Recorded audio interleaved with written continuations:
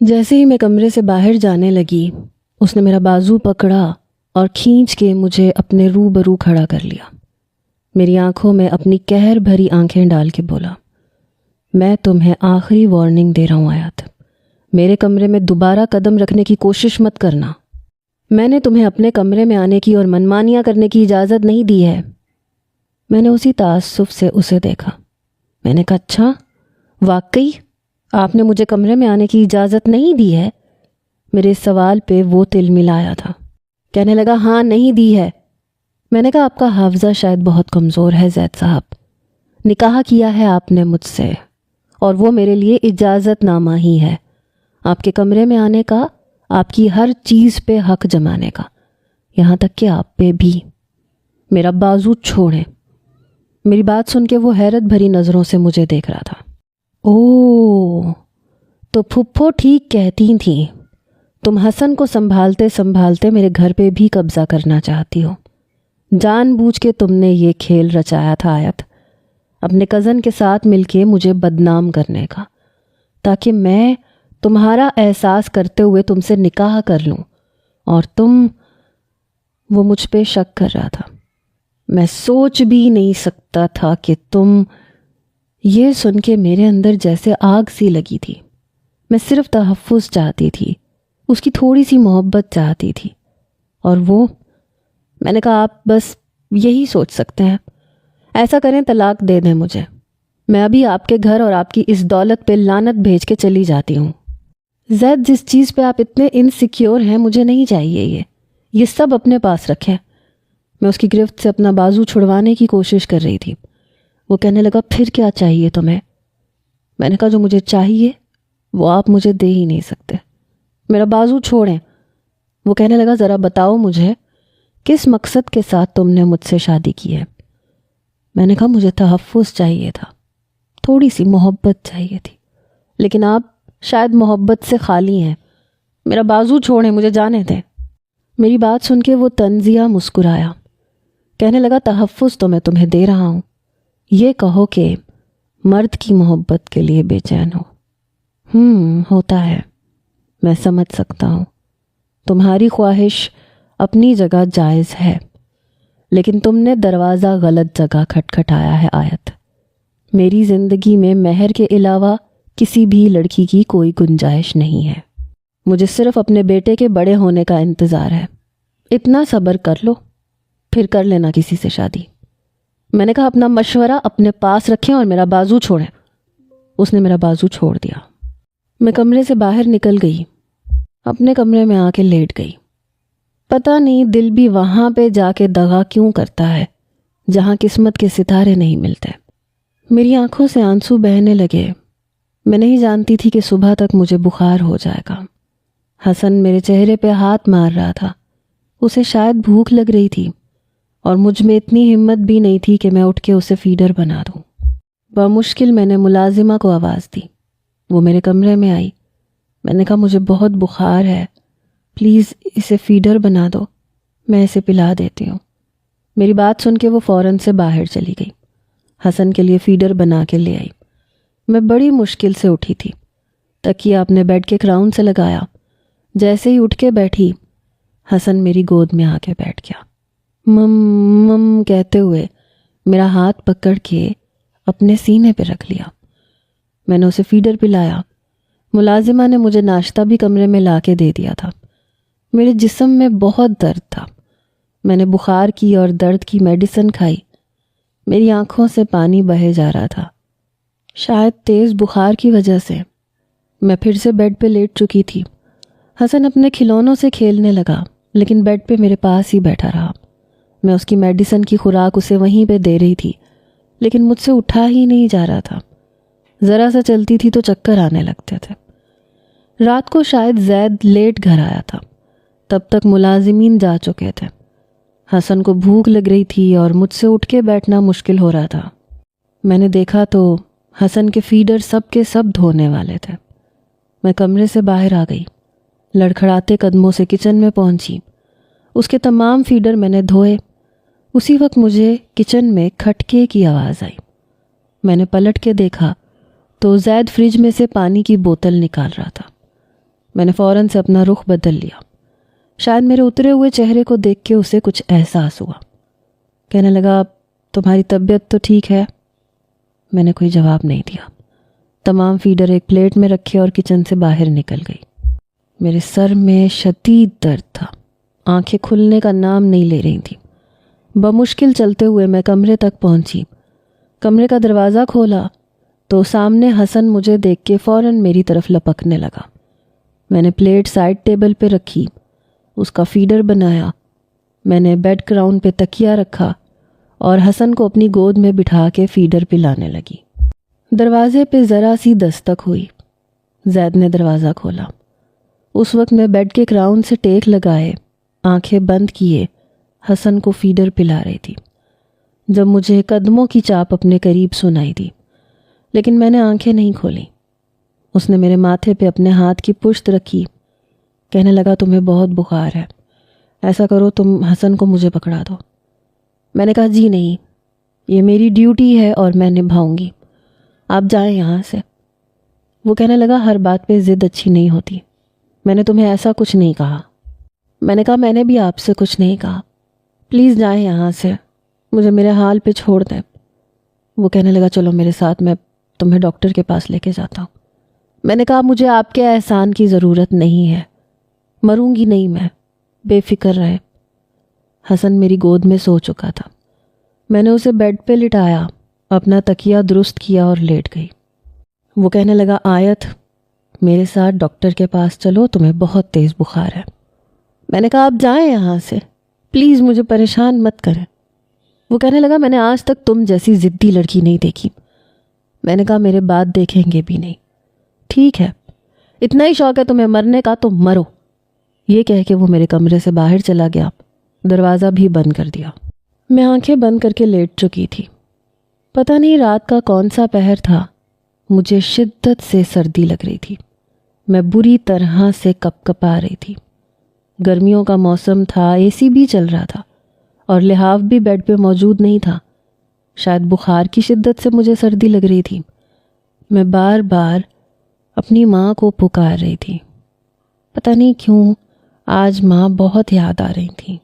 اکثر ممانی کے گھر پہ بھی جب مجھے بخار چڑھتا تھا تو وہ میری پرواہ نہیں کرتی تھیں، بلکہ مجھے باتیں سناتی تھیں۔ تو بخار کی شدت میں مجھے اپنی ماں بہت یاد آتی تھی، کیونکہ وہ میرا بہت خیال رکھتی تھی۔ میں اپنے ماں باپ کی اکلوتی بیٹی تھی۔ وہ زیادہ امیر تو نہیں تھے، لیکن پھر بھی مجھ سے بہت پیار کرتے تھے۔ پتہ نہیں کیوں میں سسکیوں سے رو رہی تھی۔ بڑی شدت سے یہ احساس ہو رہا تھا کہ اگر وہ زندہ ہوتے تو میری زندگی کبھی ایسی نہیں ہوتی۔ میں بار بار امی امی پکار رہی تھی، رو بھی رہی تھی۔ مجھے بہت سردی لگ رہی تھی۔ جب مجھے لگا کہ کمرے کا دروازہ کھلا ہے، میری آنکھیں بخار کی شدت سے کھل نہیں رہی تھیں۔ جب زید میرے پاس آیا، آیت آر یو آل رائٹ؟ وہ مجھ سے پوچھ رہا تھا۔ مجھے سردی لگ رہی ہے، پلیز مجھے کمبل اڑا دے، میں نے روتے ہوئے کہا۔ بند آنکھوں سے ہی میں نے یہ بات کہی تھی۔ کچھ ہی دیر میں وہ مجھ پہ کمبل ڈال چکا تھا، لیکن میں ابھی بھی بری طرح سے کانپ رہی تھی۔ اس نے میری پیشانی کو چھو کے دیکھا۔ اف، بہت تیز بخار ہے تمہیں، عجیب ضدی لڑکی ہو، یہ کہہ کے وہ کمرے سے باہر چلا گیا۔ میں ابھی بھی کانپ رہی تھی۔ کچھ دیر بعد دروازہ کھلا، پھر مجھے لگا جیسے وہ میرے برابر میں آ کے بیٹھ چکا ہے۔ وہ میرے ماتھے پہ پانی کی پٹیاں رکھ رہا تھا۔ میری آنکھیں بری طرح سے جل رہی تھیں۔ آدھا گھنٹہ وہ میرے ماتھے پہ پانی کی پٹیاں کرتا رہا۔ میرا بخار پہلے سے کچھ کم ہوا تھا، سردی بھی کچھ کم ہوئی تھی۔ شاید اب وہ اٹھ کے جانے لگا تھا۔ میں نے بند آنکھوں سے ہی اس کا ہاتھ پکڑ لیا۔ پتہ نہیں کیوں اس کا ہاتھ پکڑ کے اپنے سر کے نیچے رکھ لیا۔ اس بار اس نے اپنا ہاتھ کھینچا نہیں تھا، کچھ بھی نہیں کہا تھا۔ میری آنکھوں سے ابھی بھی آنسو بہہ رہے تھے۔ میں نہیں جانتی کیوں میرے دل میں اس سنگ دل کی محبت بڑھنے لگی تھی۔ میں کیوں چاہتی تھی کہ وہ میرے قریب رہے، میرے پاس رہے۔ پھر مجھے محسوس ہوا جیسے وہ میرے چہرے پہ بکھرے بال پیچھے کر رہا ہے، بار بار میری پیشانی پہ اپنا دوسرا ہاتھ رکھ کر بخار کا اندازہ لگانے کی کوشش کر رہا ہے۔ میں سو چکی تھی۔ جب میری آنکھ کھلی تو ابھی بھی اس کا ہاتھ میرے ہاتھ میں تھا۔ میرے بیڈ پہ وہ بیٹھنے کے انداز میں میرے ہی تکیے پہ سر رکھ کے سو رہا تھا۔ میرے لیے اپنی پوری رات کالی کر چکا تھا۔ پھر یہ کیسے کہہ سکتا تھا کہ میں اس کے لیے اہم نہیں ہوں؟ اہم نہیں ہوتی تو یوں رات بھر وہ میرے لیے پریشان نہیں ہوتا۔ میں نے جان بوجھ کے کہنا شروع کر دیا کہ مجھے سردی لگ رہی ہے۔ اس کی آنکھ کھلی۔ میں نے اپنی آنکھیں نہیں کھولی تھیں۔ آیت کیا ہوا؟ وہ مندی مندی آنکھیں کھولے، آدھے سے زیادہ نیند میں چور تھا۔ میں نے کہا بہت سردی لگ رہی ہے۔ یہ کہتے ہوئے میں اس کے اور بھی قریب ہو چکی تھی۔ شاید وہ بھی کچھ بے بس سا ہوا تھا۔ وہ میرے کمبل میں آ چکا تھا۔ میں اس کی شرٹ اپنے ہاتھ میں پکڑ چکی تھی۔ ایک لمحہ لگا تھا اور وہ مجھے اپنے اندر سمیٹ چکا تھا۔ میرا دل یکبارگی سے دھڑکا تھا۔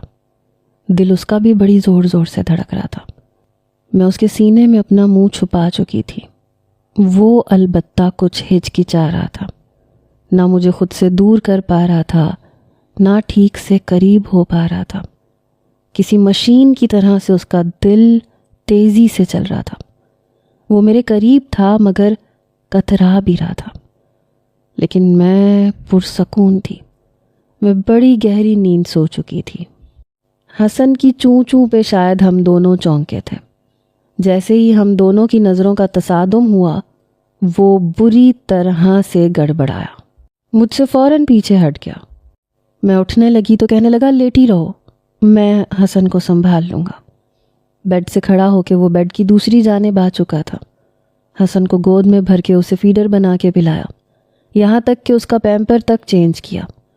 حسن پھر سے سو چکا تھا۔ وہ کہنے لگا میں تمہیں ناشتہ بنا کے دیتا ہوں، تم کچھ کھا لو، پھر ڈاکٹر کے پاس چلتے ہیں۔ وہ بڑی نرمی سے بات کر رہا تھا۔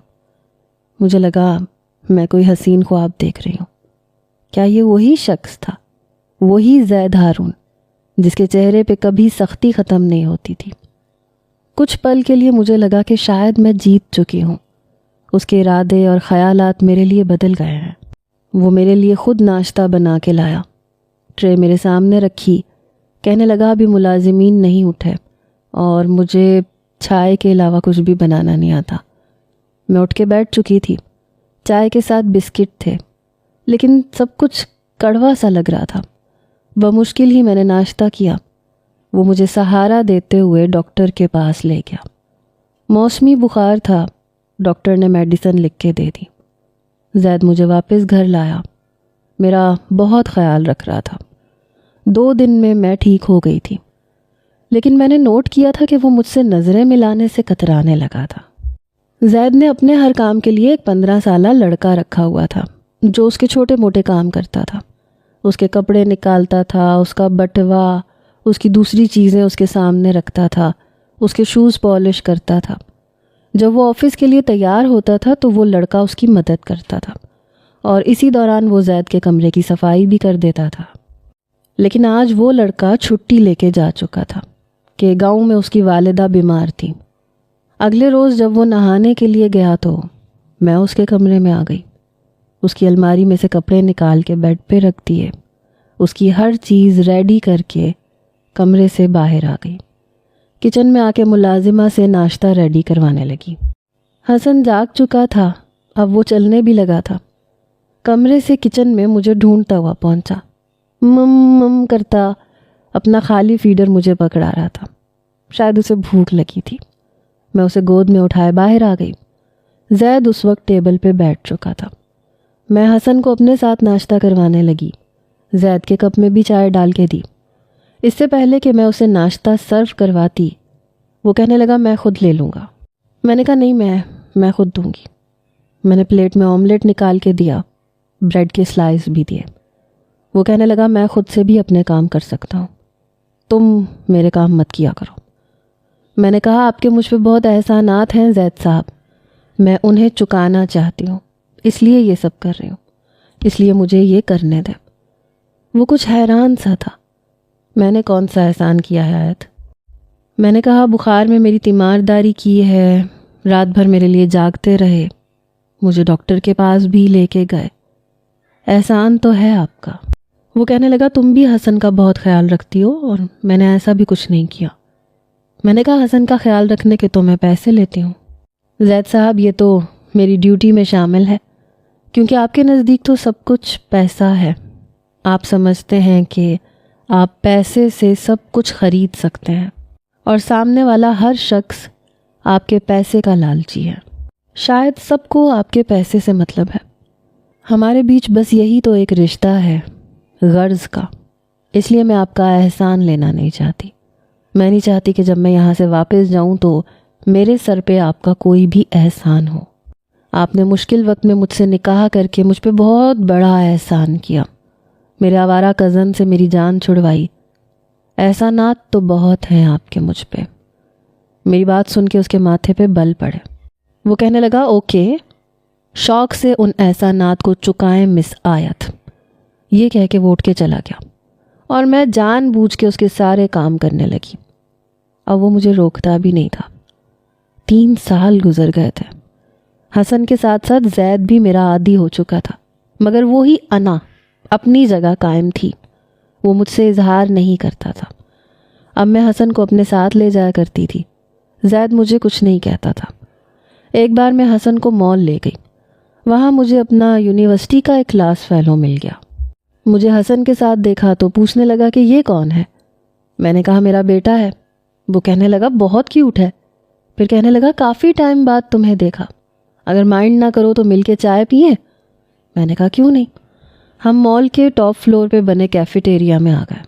وہ مجھ سے باتیں کرنے لگا۔ میں نے کہا شادی ہو گئی تمہاری؟ وہ کہنے لگا ابھی نہیں، کیونکہ ردا نے انکار کر دیا۔ اس کا افیئر میری کلاس کی ایک لڑکی ردا کے ساتھ چل رہا تھا۔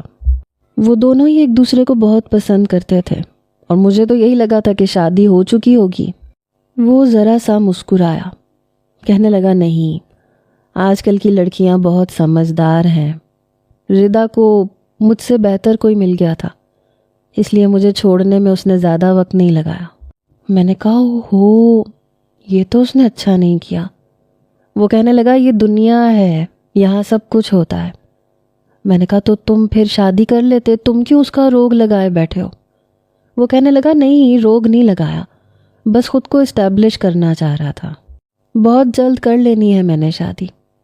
میں نے کہا جب دوسروں کو ہماری پرواہ نہیں تو ہمیں بھی ان کی پرواہ نہیں کرنی چاہیے۔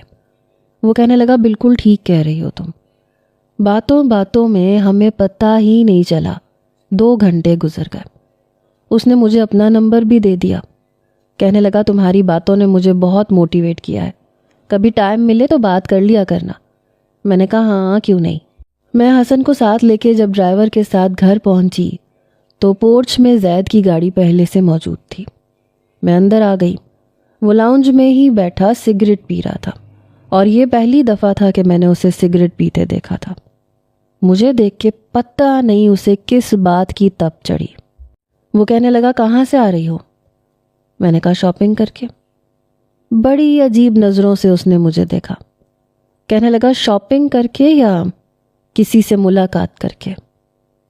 اس کی بات سن کے میں چونک ضرور گئی تھی۔ میں نے کہا میں سمجھی نہیں۔ کہنے لگا وہ لڑکا کون تھا؟ میں تو یکسر بھول چکی تھی کہ میں حمزہ سے مل کے آئی تھی۔ میں نے کہا اچھا، وہ میرا کلاس فیلو تھا، ہم ایک ساتھ یونیورسٹی میں پڑھتے تھے۔ آپ کیا میری جاسوسی بھی کرواتے ہیں؟ اس سے پہلے کہ وہ کوئی جواب دیتا میں نے کہا او ہاں یاد آیا، آپ کو مجھ پہ بھروسہ جو نہیں ہوگا، آپ کو لگتا ہوگا کہ میں آپ کے بیٹے کو لے کے کہیں بھاگ جاؤں گی۔ 3 سال ہو گئے ہیں مسٹر زید، لیکن آپ کو ابھی بھی مجھ پہ بھروسہ نہیں ہے۔ وہ کہنے لگا یہ بات نہیں ہے، میں اتفاق سے وہاں پہنچا تھا، اس لیے آپ پہ نظر پڑ گئی۔ میں نے کہا اچھا ٹھیک ہے۔ پھر ملازمہ سے کہنے لگا کھانا لگائیں۔ میں نے اپنے شاپنگ بیگز اٹھائے اور کمرے میں جانے لگی۔ وہ کہنے لگا آیت کھانا نہیں کھاؤ گی؟ میں نے کہا نہیں، میں حمزہ کے ساتھ کھا چکی ہوں، مجھے بھوک نہیں ہے۔ میرا یہ کہنا تھا، پتہ نہیں کیوں اسے بہت غصہ آیا۔ وہ کہنے لگا پچھلے آدھے گھنٹے سے میں انتظار کر رہا ہوں۔ یہ سن کے مجھے حیرت کا بڑی زور کا جھٹکا لگا۔ وہ میرا انتظار کیوں کر رہا تھا؟ میں ابھی ٹھیک سے حیران بھی نہیں ہو پائی تھی جب اس نے ملازموں سے کہا کہ کھانا مت لگانا، کھانا نہیں کھاؤں گا میں، یہ کہہ کے وہ اپنے کمرے میں چلا گیا۔ میں اسے دیکھتی رہ گئی۔ یہ کون سا روپ تھا اس کا؟ میں سمجھ نہیں پا رہی تھی۔ میں اپنے کمرے میں آ گئی۔ حسن بھی کافی تھک چکا تھا، ویسے بھی ہمیں رات کے 9 بج چکے تھے۔ یوں تو اب حسن کھانے پینے لگا تھا، لیکن رات کو فیڈر پی کے ہی سوتا تھا۔ اگلی صبح جب میں زید کے کمرے میں گئی تاکہ اس کے کپڑے نکال سکوں تو وہ پوری الماری بکھیر کے کھڑا تھا، شاید اپنے کپڑے خود نکال رہا تھا۔ مجھے دیکھ کے کہنے لگا، میرے سامان کی رد و بدل تم نے کی ہے، کچھ بھی اپنی جگہ پہ نہیں مل رہا۔ حالانکہ میں نے کبھی بھی اس کی چیزوں کی رد و بدل نہیں کی تھی، جو جہاں ہوتا تھا وہیں رکھ دیتی تھی۔ میں نے کہا نہیں ایسا تو نہیں ہے، کیا چاہیے آپ کو مجھے بتا دیں۔ وہ کہنے لگا مجھے اپنی براؤن شرٹ نہیں مل رہی ہے۔ میں اس کی الماری کے پاس گئی، سامنے ہینگر پہ ٹنگی ہوئی تھی۔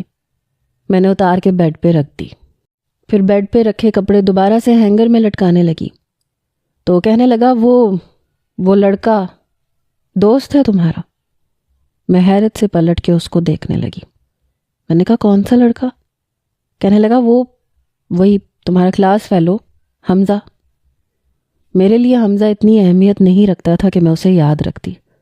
میں نے کہا ہاں میرا دوست ہے۔ میری بات سن کے اس کے چہرے پہ تفکر کی لکیریں گہری ہوئیں۔ مجھے لگا جیسے زید کو یہ سب برا لگا ہے، اور اگر برا لگا ہے تو کیوں لگا ہے؟ میں نے کہا بہت پسند کرتا تھا مجھے، اپنا پروپوزل بھی اس نے بھیجا تھا، لیکن میری ممانی نے انکار کر دیا کیونکہ وہ اپنے بیٹے سے میری شادی کرنا چاہتی تھی۔ خیر، میں نے کہا پینٹ کس کلر کی پہنیں گے؟ وہ کہنے لگا روز مجھ سے پوچھ کے تو نہیں نکالتی، اپنی مرضی سے میرے کپڑے نکالتی ہو تو آج بھی نکال دو۔ بہت تپا ہوا لگ رہا تھا، پتہ نہیں کس بات کا غصہ تھا۔ میں نے کہا لیکن آج آپ یہ کوشش خود کر رہے تھے، اس لیے مجھے لگا کہ شاید میرے نکالے ہوئے کپڑے آپ کو پسند نہیں آتے۔ وہ کہنے لگا شادی ہو گئی ہے اس کی۔ میں سمجھ گئی حمزہ کا پوچھ رہا ہے، لیکن میں پھر جان بوجھ کے انجان بن گئی۔ میں نے کہا کس کی شادی؟ وہ کہنے لگا جان بوجھ کے میرے سامنے انجان مت بنو، تم جانتی ہو میں کس کا پوچھ رہا ہوں۔ بڑے سخت لہجے میں کہہ رہا تھا۔ میں نے کہا اچھا آپ حمزہ کا پوچھ رہے ہیں؟ نہیں، ابھی تک بیچارہ میرے انتظار میں بیٹھا ہے۔ اس نے کہا تھا کہ خود کو تمہارے قابل بنانا چاہتا ہوں، خود کو اسٹیبلش کر چکا ہوں۔ میری بات سن کے پتہ نہیں اسے کیا ہوا۔ سائڈ ٹیبل کا دراز کھول کے اس نے سگریٹ کی ڈبی نکالی اور سگریٹ جلا کے پینے لگا۔ میں نے اس کے کپڑے نکال کے بیڈ پہ رکھ دیے، اس کی چیزیں ادھر ادھر سے ڈھونڈ کے بیڈ پہ رکھنے لگی۔ میں نے کہا ناشتہ آپ اپنی مرضی سے کریں گے یا میں اپنی مرضی کا بنا دوں؟ کہنے لگا نہیں مجھے بھوک نہیں ہے۔ میں نے کہا رات کو بھی آپ نے کچھ نہیں کھایا؟ بڑی تیکھی نظر سے اس نے مجھے دیکھا، کہنے لگا اچھا تو تمہیں اس بات کا احساس ہے کہ میں نے کچھ نہیں کھایا تھا؟ میں نے کہا تو یہ تو نارمل سی بات ہے، آپ نے کھانے سے انکار کر دیا تھا۔ مجھے وہ لڑکا ٹھیک نہیں لگتا، آئندہ اس سے مت ملنا۔ میں نے کہا نہیں آپ کو غلط لگتا ہے، وہ لڑکا بہت اچھا ہے اور بہت شریف ہے۔ 2 سال میں نے اس کے ساتھ پڑھا ہے، بالکل بدتمیز نہیں ہے۔ جتنا میں اسے جانتی ہوں اتنا آپ نہیں جانتے۔ یہ کہہ کے میں کمرے سے باہر آ گئی۔ اسے تپا کے مجھے پتہ نہیں کیوں بڑا مزہ آیا۔ میرا حمزہ کے ساتھ باتیں کرنا اس کے اندر آگ لگا گیا تھا۔ شام کو وہ آفس سے واپس آیا تو میں نے جان بوجھ کے فون کان پہ لگا لیا۔ میں نے کہا ہاں حمزہ؟ نہیں یار آج نہیں آ سکتی، اب روز ملنا آسان تو نہیں ہے، میں ڈیوٹی پہ ہوتی ہوں، سمجھا کرو دیٹس مائی جاب۔ یہ سن کے زید کے ماتھے پہ بل پڑے۔ میں نے کہا اچھا ٹھیک ہے، وہ میرے سر واپس آ چکے ہیں، میں ان سے پوچھ لیتی ہوں، اگر انہوں نے اجازت دی تو پھر میں آ جاؤں گی، لیکن دیکھو ضد مت کرو، میری مجبوری کو سمجھو، ابھی 2 سال باقی ہیں۔ یہ کہہ کے میں نے فون ڈسکنیکٹ کر دیا۔ وہ بجائے اپنے کمرے میں جانے کے وہیں کھڑا مجھے غصے سے دیکھ رہا تھا۔ میں نے کہا زید صاحب کیا مجھے 1 گھنٹے کی چھٹی مل سکتی ہے؟ کہنے لگا کیوں؟ میں نے کہا وہ بس مجھے ڈنر پہ جانا ہے، اگر آپ کہیں تو میں حسن کو ساتھ لے جاتی ہوں۔ وہ کہنے لگا جی نہیں، کہیں نہیں جاؤ گی تم، اور حسن کے جانے کا تو سوال ہی پیدا نہیں ہوتا۔ بہت بھوک لگ رہی ہے، مجھے کھانا لگاؤ جلدی سے۔ یہ کہہ کے وہ اپنے کمرے میں چلا گیا۔ میں نے ملازمہ سے کہہ کے کھانا لگوایا اور خود حسن کے ساتھ ٹیبل پہ بیٹھ گئی۔ میں نے زید کے آنے کا انتظار نہیں کیا تھا، میں کھانا کھانے لگی۔ وہ باہر آیا تو سامنے والی کرسی پہ بیٹھ گیا۔ کہنے لگا آیت پلیٹ میں کھانا ڈال کے دو۔ میں نے کہا اتنا تو آپ خود بھی کر ہی سکتے ہیں۔ کہنے لگا ہاں لیکن میں نہیں کر رہا، تم کر کے دو۔ میں نے ملازمہ کو آواز دی، وہ کہنے لگی جی بی بی۔ میں نے کہا صاحب کا کھانا صاحب کی پلیٹ میں ڈال کے دو۔ اس نے زید کی پلیٹ میں کھانا ڈال دیا۔ پہلا نوالا لیتے ہی وہ ملازمہ پہ چیخا تھا۔ وہ کہنے لگا آج یہ کیسا کھانا بنایا تم نے، بالکل بھی ذائقہ نہیں ہے اس میں۔ وہ کہنے لگی صاحب جی آج آیت بی بی نے کھانا بنانے سے منع کر دیا تھا، روز کھانا وہ بناتی ہیں۔ وہ مجھے دیکھنے لگا، کہنے لگا تم نے کھانا کیوں نہیں بنایا، جب روز بناتی ہے تو آج بھی بنا لیتی۔ میں نے کہا روز تو میں شوقیہ بناتی تھی، یہ میری ڈیوٹی تھوڑی ہے۔ وہ کہنے لگا بہت احسانات کیے ہیں میں نے تم پہ، تو تمہیں نہیں لگتا کہ ان احسانات کو چکانا چاہیے؟ کل سے کھانا تم بناؤ گی۔ میں نے کہا پچھلے 1 سال سے میں آپ کے سب احسانات کا بدلہ اتار چکی ہوں، لیکن اب میرا ایسا کوئی موڈ نہیں ہے۔ وہ چپ چاپ کھانا کھاتا رہا اور مجھے غصے سے دیکھتا رہا۔ میں نے کہا مجھے 1 دن کی چھٹی چاہیے۔ کہنے لگا کیوں چاہیے؟ میں نے کہا مجھے حمزہ کے ساتھ کہیں جانا ہے۔ حمزہ کا نام سن کے تو جیسے پتہ نہیں اس سے کیا ہونے لگتا تھا۔ کہنے لگا کھانا کھانے کے بعد میرے کمرے میں آؤ۔ میں نے کہا کمرے میں کیوں؟ آپ کو جو کہنا ہے یہیں کہہ دیں، مجھے آپ کے کمرے میں نہیں جانا، یہ میری ڈیوٹی میں شامل نہیں ہے، اور آپ کو میرا وجود اپنے کمرے میں برداشت بھی نہیں ہے۔ آپ کو پسند نہیں ہے کہ میں آپ کے کمرے میں آؤں؟ وہ کہنے لگا میں خود تمہیں کہہ رہا ہوں نا، مجھے بات کرنی ہے تم سے۔ میں نے کہا تو بات آپ یہاں کر لیں، ملازمین کے سامنے نہیں کرنی۔ یہ کہہ کے کھانا بیچ میں چھوڑ کے وہ کمرے میں چلا گیا۔ کچھ دیر کے بعد میں اس کے کمرے میں چلی گئی۔ حسن میری گود میں ہی تھا۔ کہنے لگا بیٹھو۔ میں بیٹھ گئی۔ کہنے لگا یہ تم اپنے کلاس فیلو سے کچھ زیادہ ہی نہیں ملنے لگی، زیادہ ہی نہیں باتیں کرنے لگی؟ دیکھو تمہاری توجہ اگر حسن سے کم ہوئی تو میں یہ برداشت نہیں کروں گا۔ میں تمہیں ایک اچھی خاصی رقم دے رہا ہوں تاکہ تم ساری کی ساری توجہ میرے بیٹے پہ دو۔ میں نے کہا حسن کے معاملے میں کتنی سنسیئر ہوں یہ آپ اچھے طریقے سے جانتے ہیں، اور رہ گئی بات آپ کے پیسوں کی تو آپ اپنے پاس رکھیں۔ میں پہلے بھی آپ سے کہہ چکی ہوں کہ مجھے پیسوں کی ضرورت نہیں ہے، اور اب تو بالکل بھی نہیں ہے۔ حمزہ مجھے کہہ چکا ہے کہ مجھے کسی بھی چیز کی ضرورت ہو تو میں اسے بتا سکتی ہوں۔ اس کی تو شاید برداشت ختم ہوئی۔ وہ کہنے لگا وہ کون ہوتا ہے تمہاری ضرورتیں پوری کرنے والا؟ وہ بے حد غصے میں تھا، اور اسے غصے میں دیکھ کے مجھے بہت اچھا لگ رہا تھا۔ میں نے کہا ابھی تو کچھ نہیں ہوتا، لیکن 2 سال بعد بہت کچھ ہو جائے گا۔ میری اس بات پہ شاید اسے آگ لگی تھی۔ وہ بولا کچھ نہیں، لیکن مجھے کھا جانے والے انداز سے دیکھے جا رہا تھا۔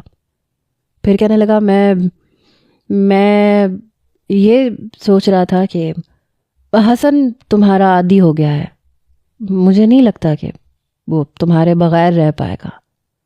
میں نے کہا ہاں لیکن 2 سال بعد میرا کانٹریکٹ ختم ہو جائے گا اور حسن بھی اسکول جانے لگے گا، اور آپ اسے بہت اچھے سے مینیج کر سکتے ہیں، آپ کو میری ضرورت نہیں پڑے گی، اور پھر میں کب تک آپ کے بیٹے کی خاطر اپنی عمر گزارتی رہوں؟ مجھے بھی ایک مرد کی ضرورت ہے، کب تک میں صبر کا امتحان دیتی رہوں؟ مجھے بھی اپنی ایک زندگی شروع کرنی ہے، اور میں اس بارے میں آج کل بہت سنجیدگی سے سوچ رہی ہوں۔ وہ کہنے لگا ٹھیک ہے تو پھر تم میرے گھر میں ساری زندگی رہ سکتی ہو۔ میں نے کہا کس حیثیت سے؟ وہ کہنے لگا اسی حیثیت سے جس حیثیت سے رہ رہی ہو۔ میں نے کہا نہیں، مجھے آپ کا احسان نہیں چاہیے۔ یہ کہہ کے میں کھڑی ہو گئی۔ وہ کہنے لگا میری بات ابھی ختم نہیں ہوئی ہے۔ میں نے کہا ہاں لیکن میں بات ختم کر چکی ہوں۔ اس سے پہلے کہ میں کمرے کے دروازے تک پہنچتی وہ بڑی تیزی سے میرے قریب آیا۔ کہنے لگا تمہیں اعتراض کس بات پہ ہے؟ کل تک تم یہی چاہتی تھی نا کہ میں تمہیں چھوڑوں نہیں، تم بس حسن کی ماں بن کے رہو، پھر آج کیا تکلیف ہے تمہیں؟ میں نے کہا میں مزید احسانات کے بوجھ کے نیچے نہیں رہ سکتی۔ وہ کہنے لگا تم یہیں پہ رہو گی اس لیے کہ تم میری بیوی ہو، میرا بیٹا تمہارے بغیر نہیں رہ سکتا اور میں تمہیں نہیں چھوڑ سکتا، یہ میرا آخری فیصلہ ہے۔ میں نے کہا آپ کون ہوتے ہیں مجھ پہ اپنا فیصلہ مسلط کرنے والے؟ میں حمزہ سے وعدہ کر چکی ہوں، مجھے بھی اپنی زندگی جینے کا حق ہے اور آپ مجھے کچھ بھی نہیں دے سکتے کیونکہ آپ کو صرف اپنی پہلی بیوی سے محبت ہے۔ میں کسی بھی بٹے ہوئے انسان کے ساتھ زندگی نہیں گزارنا چاہتی۔ میری بات سن کے کہنے لگا ٹھیک ہے، جاؤ میرے کمرے سے باہر۔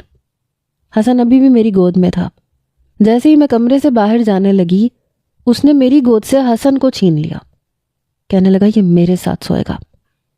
یہ سن کے میں حیران ہوئی تھی، ویسے بھی 2 سال بعد اسے میرے ساتھ ہی رہنا ہے تو اچھا ہے اسے عادت پڑ جائے۔ میں غصے میں کمرے سے باہر نکل آئی۔ وہ یہ نہیں کہہ سکتا تھا کہ میں تم سے محبت کرنے لگا ہوں، پلیز آیت مجھے چھوڑ کے مت جاؤ۔ اس ضدی شخص کی انا ختم ہونے کا نام نہیں لے رہی تھی۔ میں غصے سے اپنے کمرے میں آئی، حمزہ کو کال کی۔ میں نے کہا شادی کرو گے مجھ سے؟ میری بات پہ وہ جتنا حیران ہوتا اتنا کم تھا۔ وہ کہنے لگا تم شادی شدہ ہو، تمہارا دماغ تو خراب نہیں ہو گیا؟ میں نے کہا نہیں میری شادی نہیں ہوئی ہے، میں یہاں پہ جاب کرتی ہوں۔ بتاؤ حمزہ تم شادی کرو گے مجھ سے؟ السلام علیکم ریڈرز، اس کہانی کا اینڈ میں آپ پہ چھوڑتی ہوں، آپ کے کمنٹس پہ اس کا اینڈ ہوگا، کیونکہ بہت سے ریڈرز کا کہنا ہے کہ کچھ بھی ہو جائے اینڈ میں لڑکی ہیرو کے ساتھ ہی آتی ہے، تو اس لیے کون کون یہ چاہتا ہے کہ آیت کی شادی حمزہ سے ہو جائے اور ہیرو بیچارہ ہاتھ ملتا رہ جائے؟ جلدی سے کمنٹس میں بتائیں۔ اللہ حافظ۔